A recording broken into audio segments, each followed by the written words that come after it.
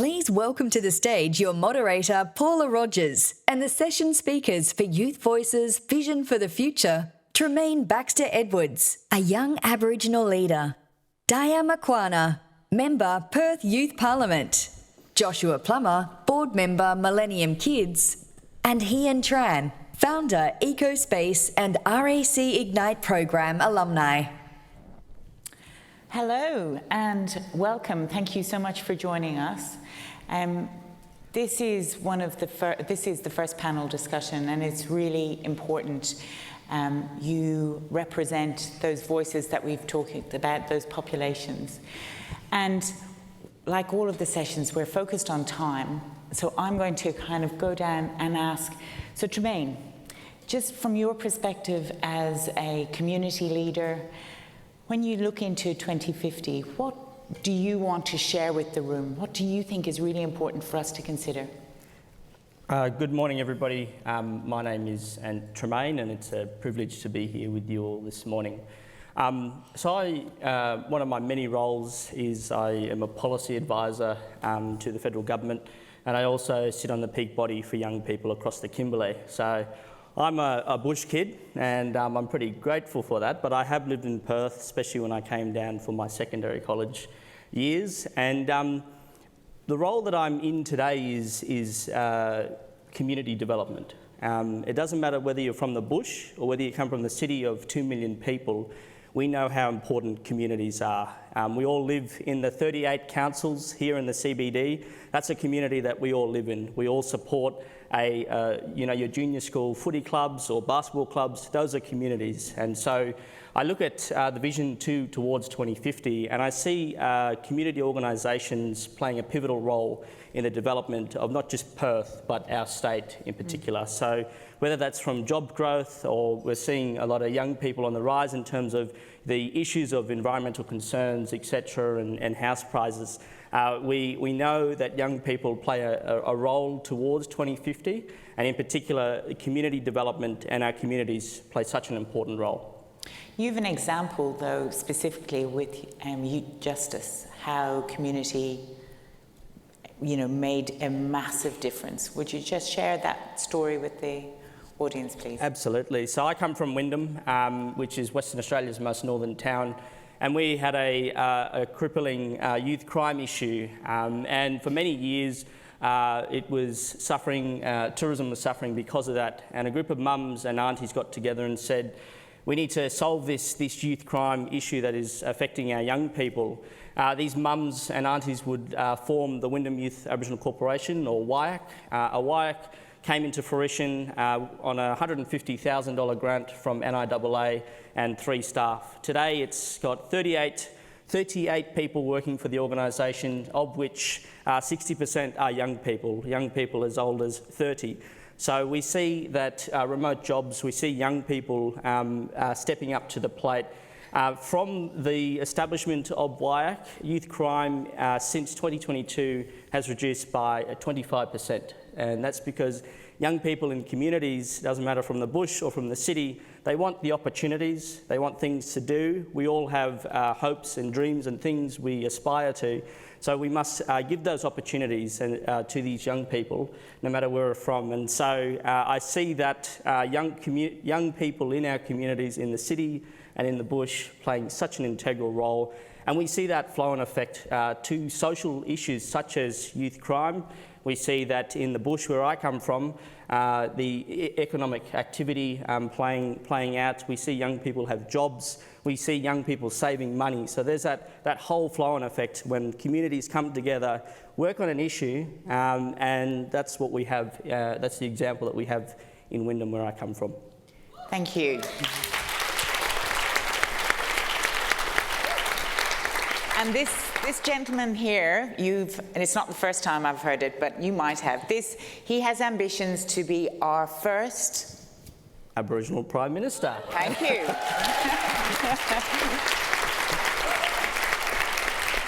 So speaking of politics, Diya, thank you for joining us. So you are the 30th youth member of the Parliament of Western Australia. And you have big ambitions, big aspirations for the power of politics and the power of youth and what they can do. Can you just share some of your thoughts? Again, it's really important for you to, as we go into the break, what should we be thinking about? What's important from your perspective in the lead-up? Thank you so much, Paula. Thank you. I would love to speak about the power of youth today. What I want everyone here to do is, can you please close your eyes and imagine when you were a young child, full of ambition, and you wanted to do great things. What would you have wanted then? An opportunity. A real one, I would suppose, not just to sit on the council or not just more red tapeism. You would want to drive change, and you had the belief you could. I believe most of us in this room had that very same thought. So, I ask, what has changed today?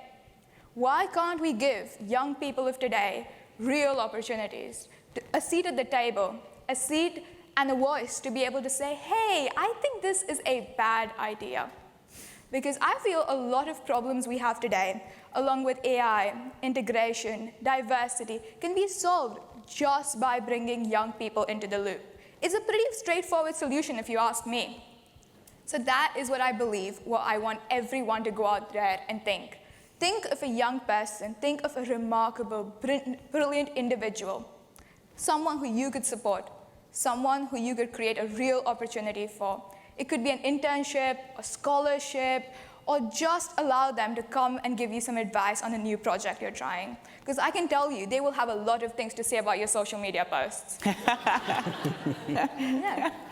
Well, that is fantastic. We were very fortunate to have the first Future Generations Commissioner from Wales, Sophie Howe, and she actually talked about the need to have a youth mentor. Not, us mentoring young people, but the other way around. What do you think? Are you a youth mentor to anybody? I wish someone in this room would want those opportunities. But yes, I do feel like a lot of times young people have more context on where the world is heading. And young people, actually, I would like to quote Hamilton here. Yes, from the song My Shot. I'm a nerd, forgive me. I'm young, hungry, and scrappy, just like my country, and I'm not gonna lose my shot. And I think that is a spirit that a lot of young people have today, that they want that opportunity, and genuinely, they do have a lot of understanding around AI or social media, and a lot of things we've mentioned today, or even just more niche topics. And we cannot keep neglecting younger people, because that is how we get them further along in their career at a younger age, so that we can have more younger people in higher ranking positions, which we always keep complaining about, right? That everyone in higher tiers is not diverse, is not young, they're all old. But then we ask, where does that start? At the grassroots. You start by giving young people opportunities so they can kickstart their career earlier, so they can reach there sooner. I mean, that is just how the cycle works. We cannot complain about top-tier management not being diverse and not having those ideas when we don't listen to the young people. Yeah. Thank you. Well, I think there's going to be a scrum to get to talk to you at the break. Joshua, you are really passionate about the environment, and you were very involved in Lake Claremont's regeneration. Tell us your thoughts, share your thoughts on the importance of this topic for 2050. Yeah, so I'm really excited about the future, and I'm really ambitious about it, because there's so many opportunities, and especially everyone here in the room contributing to the opportunities that we have for Perth in the future, we're going to be shaping today. So my background is as a director for the Friends of Lake Claremont, as well as a youth board member for Millennium Kids. Now, one of the biggest problems we face in Perth is that we have the lowest tree canopy coverage out of any capital city in Australia, which is not a gold star or a green tick.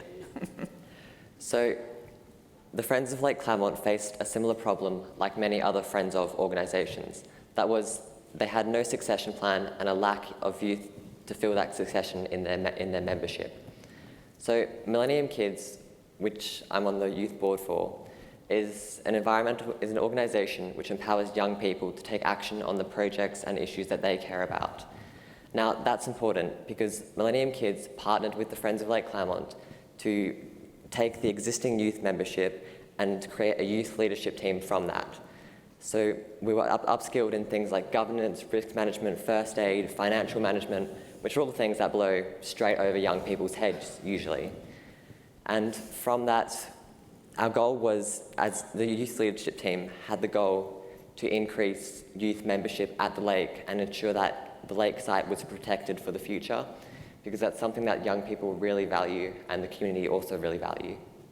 So going on from that, Millennium Kids is great because we've recognised there's a big youth movement going around at the moment of young, like-minded people seeking authentic nature experiences, and we really wanted to tap into that, and I think we really have, which is incredible. So over the past 6 months, we've been able to plant, it was 3,000 natives and 200 trees at Lake Claremont through our youth membership program, which is just amazing. And then if you take a look at the statewide approach, the state government's got the very ambitious and impressive target to plant 1 million trees by 2040, which is amazing. But we also need to take a look at that because we only had 3,500 people took up the tree rebate program, which is a great incentive, but it's only part of the way there.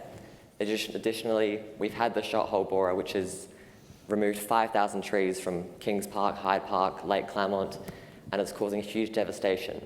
But then around the numbers, we've seen an increase in canopy of 8% according to the government data. So I think it's important we talk about how we're going to calculate our data, and that would allow us to have a more uniform approach going forward.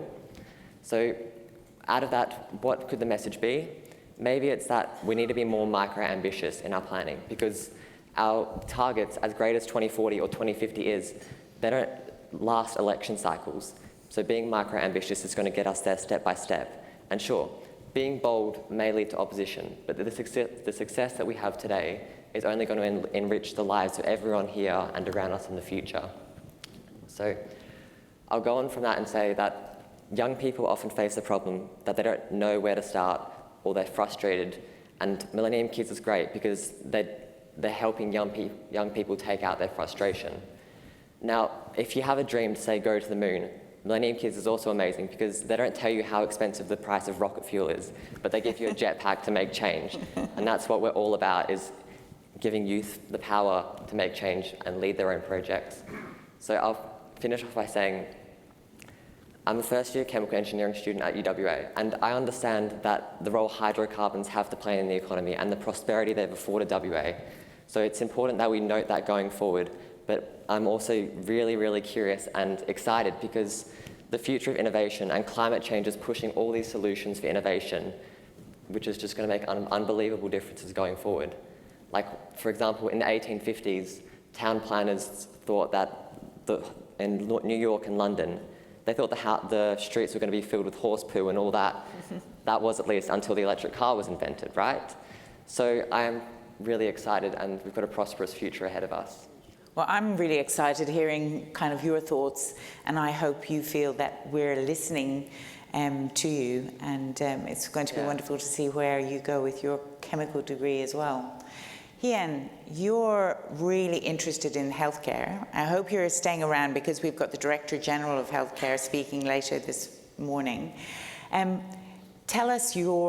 Share your thoughts on your concerns, but your aspirations and ideas as we lead into 2050. Yeah, of course. Thank you, Paula. I thought it would be quite valuable, first of all, to provide a brief as to why I'm so passionate about healthcare. So it really started off after COVID-19. There was this really strong sense of disconnection among my age group. So we did a podcast episode with the Geraldton Suicide Prevention Action Group, because I'm also originally from Geraldton.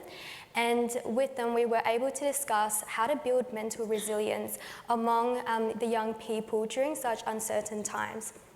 From there, I was connected with the Headspace Youth Reference Group, which was where I actually first heard about the RAC Ignite program, because they knew I was passionate about being able to build community well-being, but I was looking at ways to develop greater skills to be able to mobilise change there. And then from that opportunity, I did also take up an internship in Vietnam where I witnessed firsthand just how much like preventable issues such as road accidents can place a huge strain on the healthcare system from the gaps that are in place with public health policies. So that really took on an inspiration for the focus of my RAC Ignite project. And then through that whole experience with RAC, it really inspired me to then mobilise EcoSpace in partnership with my local Headspace group and with young people at the centre of trying to tackle mental health and climate change. So from that experience, and when I was trying to think, well, what do I want to say, and like what wisdom can I, in a way, provide, I realised first of all that health intersects with essentially every aspect of life, and our well-being shapes how we're able to experience what this world has to offer. Now, because health itself is shaped by the environment, the communities we belong to, and the opportunities we can access, it is of paramount importance that individuals, that government bodies, that all organisations recognise this interconnectedness and that they take on the shared responsibility to factor it into whether it be urban planning, whether it be workforce policies. We need to ask ourselves, how can we protect and how can we promote the physical and mental well-being of people across our city? From here as well, I also took into account what I learned from the RAC Ignite program, and that was really that real innovation doesn't come from trying to fix communities. It's actually more about trying to deeply understand their challenges and then being able to co-create solutions with them. From this and from hearing about what everyone has had to say about being able to include young people in conversations, there's a real value in creating such programs and spaces where young people are encouraged to explore issues, to develop their leadership potential and be able to just be creative.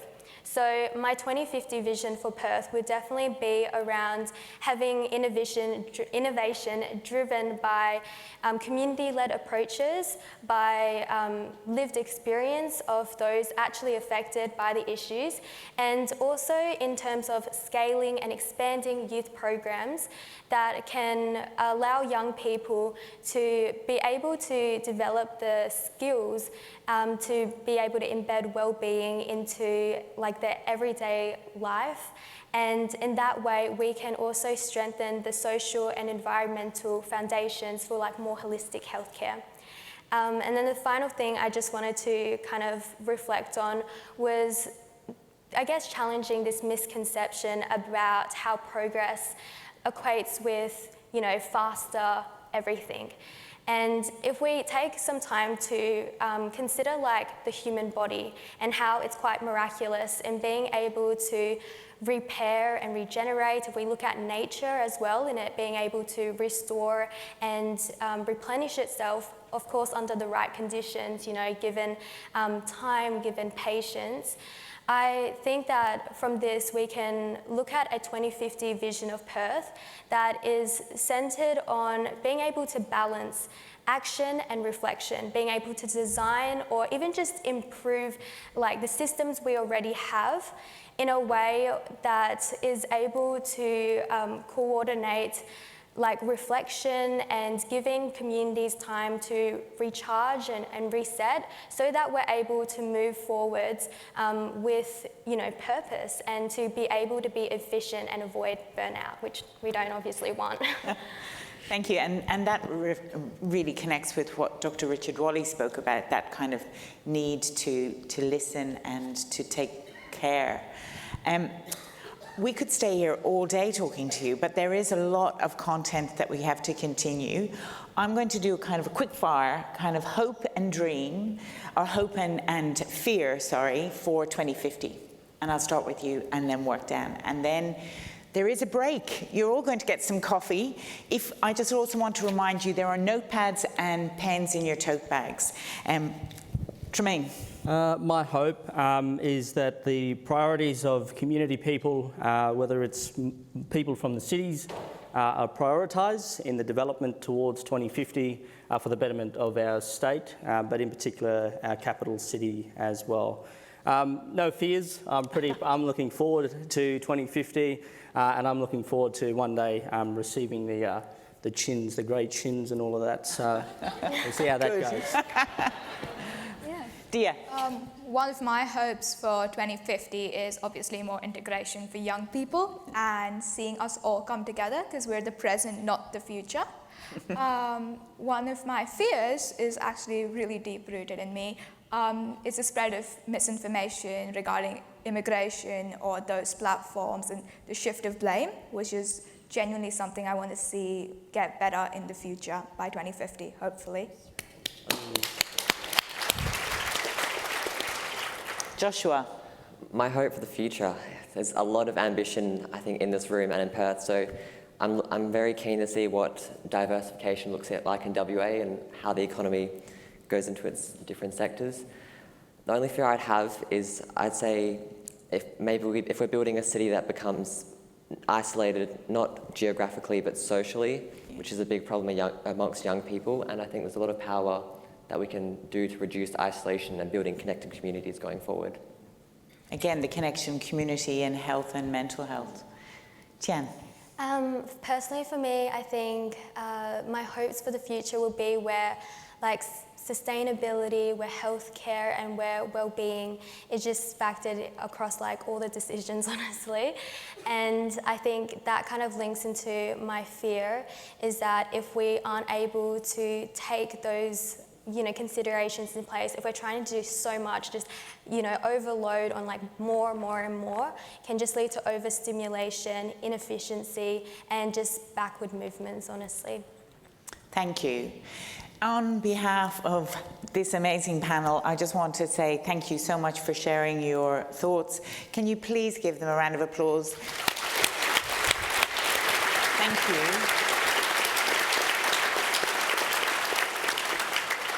We have a break now for 20 minutes, so please come back in at 11:20.